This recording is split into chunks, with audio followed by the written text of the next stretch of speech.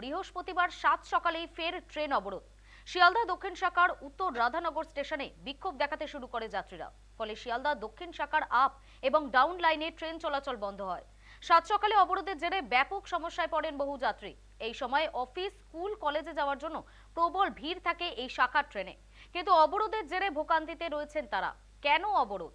বিক্ষোভকারীদের অভিযোগ, সম্প্রতি এই লাইনের লোকাল ট্রেনের জেনারেল কম্পার্টমেন্টের সংখ্যা কমিয়ে মহিলা কামরার সংখ্যা বাড়ানো হয়েছে, কিন্তু ট্রেনের মোট কামরার সংখ্যা বাড়েনি। আর তার ফলেই সাধারণ কামরায় প্রবল ভিড় হচ্ছে। ট্রেনে উঠতেই পারছে না বহু যাত্রী।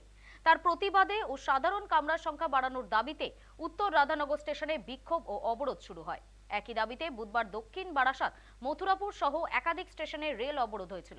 কিন্তু সেই অবরোধের পরেও টনক নড়েনি রেল কর্তৃপক্ষের। দাবি বিক্ষোভকারীদের, তাদের কথায় রেলের পক্ষ থেকে এখনো পর্যন্ত কোনো স্থায়ী সমাধানের আশ্বাস দেওয়া হয়নি।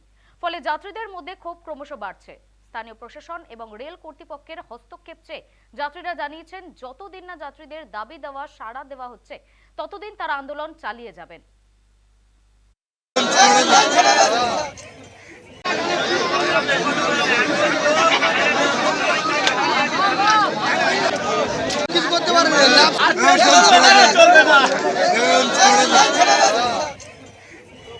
লেডিস কম্পার্টমেন্ট বাড়ানোর জন্য এই পরিস্থিতির সৃষ্টি হলো।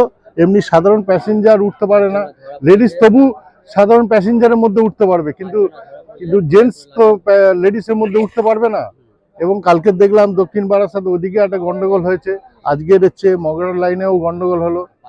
সাধারণ মানুষ অনেক দুর্ভোগে পড়েছে। এ ব্যাপারে রেল কর্তৃপক্ষের একটা চিন্তা ভাবনা নেওয়া উচিত।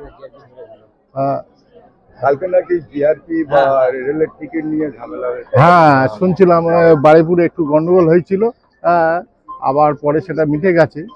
যাতায়াত করতে প্রচন্ড ভিড় থাকে, যে মানুষ দাঁড়াবার জায়গা থাকে না।